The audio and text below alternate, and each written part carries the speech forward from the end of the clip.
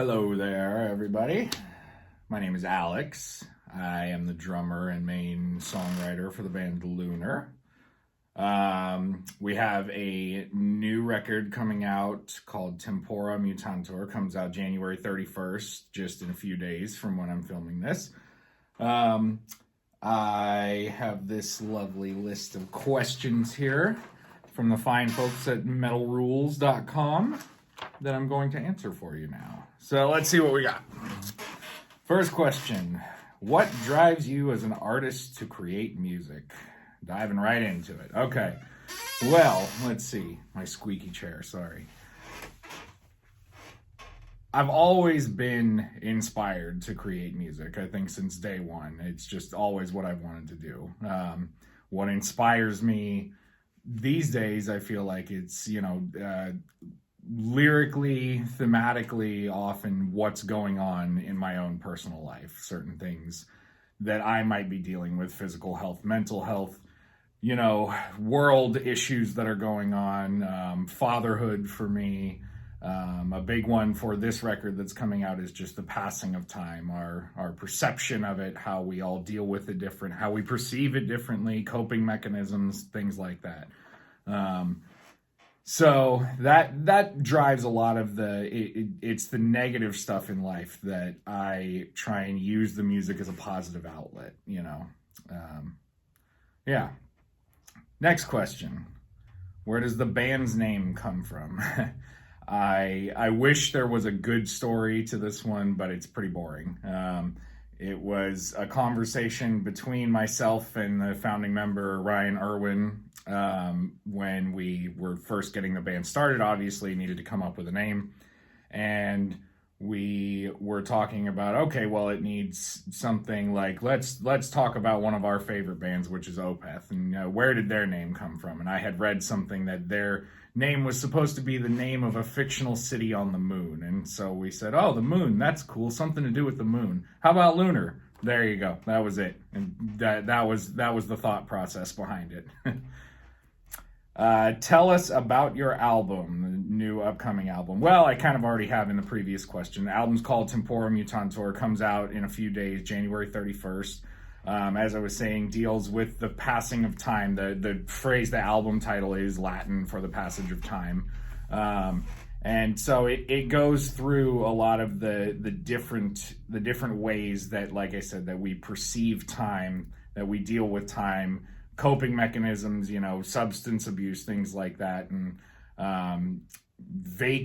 mental vacancy, and the mental health issues that go with it, and how, in negative situations, time feels like it passes slower, whereas positive ones feel like they can be gone in an instant. So a lot of things like that.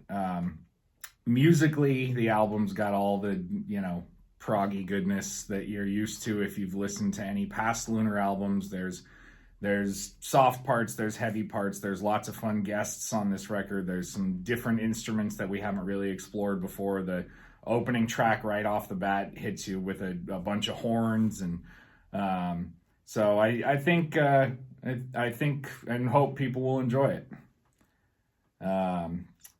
What inspired the lyrics on this release? Well, I kind of already answered that question too. So, like I said, passage of time, these different aspects of it.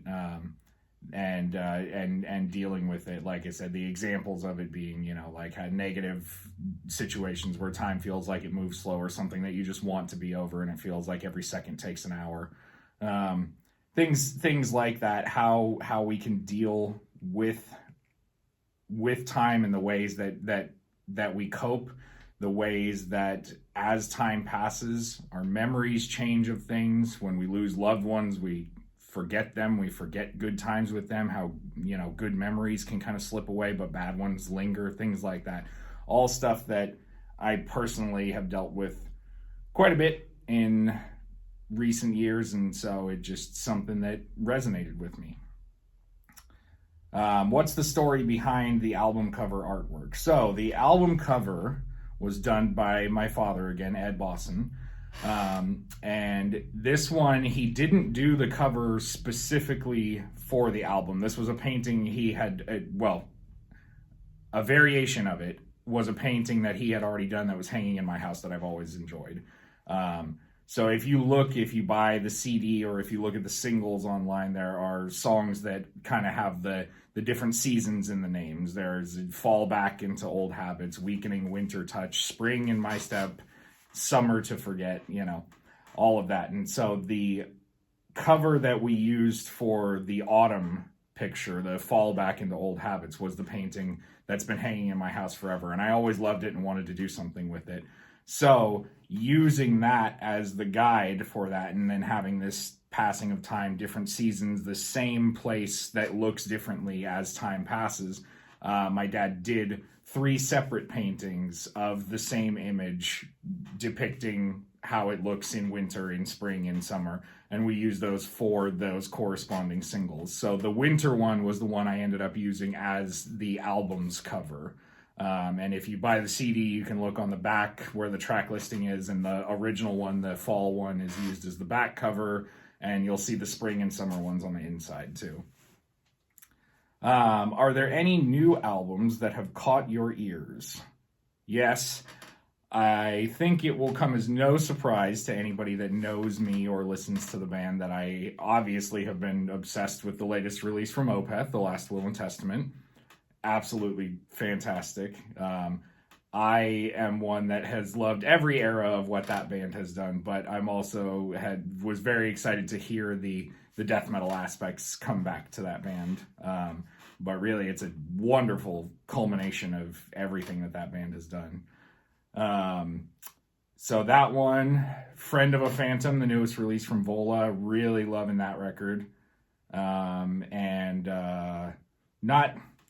Not that new anymore. It's probably about a year old at this point, but the latest from Caligula's Horse, Charcoal Grace, I really, really love that record. It's still in heavy rotation for me. The Jim Gray's vocals are just phenomenal, and Sam Vallin's songwriting, his solo writing, everything he does, just incredible. Everybody in that band, incredible.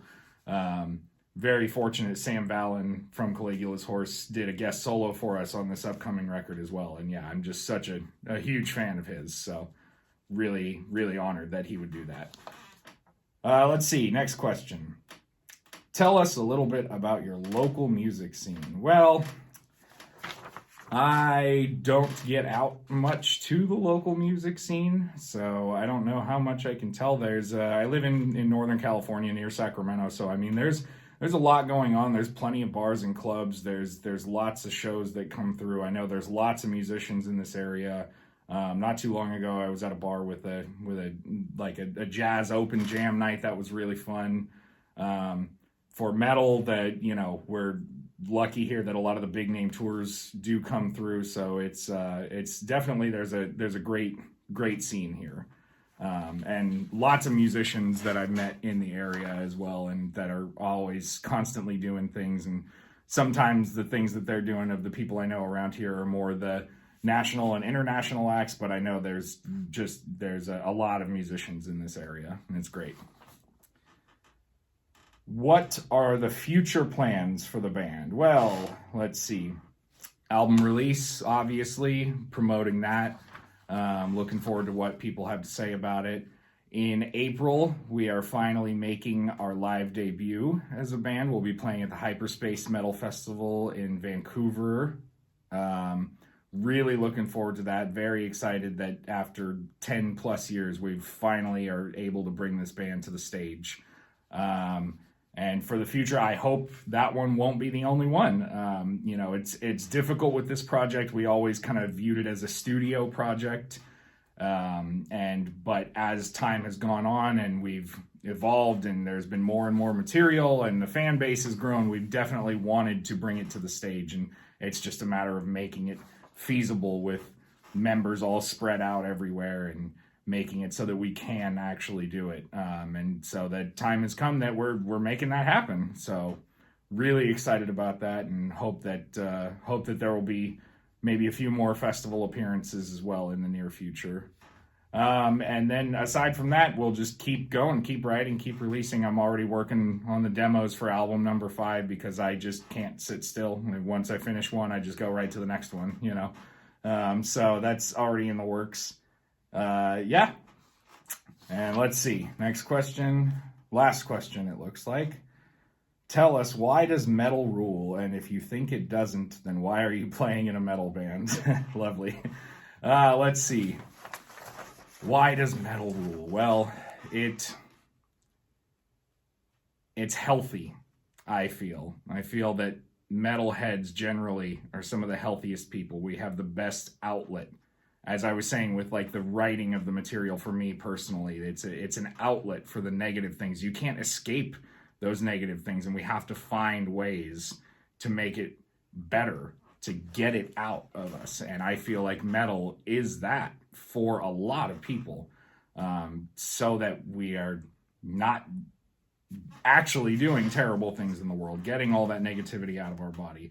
Not to mention the fact that metal is just oftentimes, in my opinion, has some of the greatest musicians in the world, just the actual musicianship as well.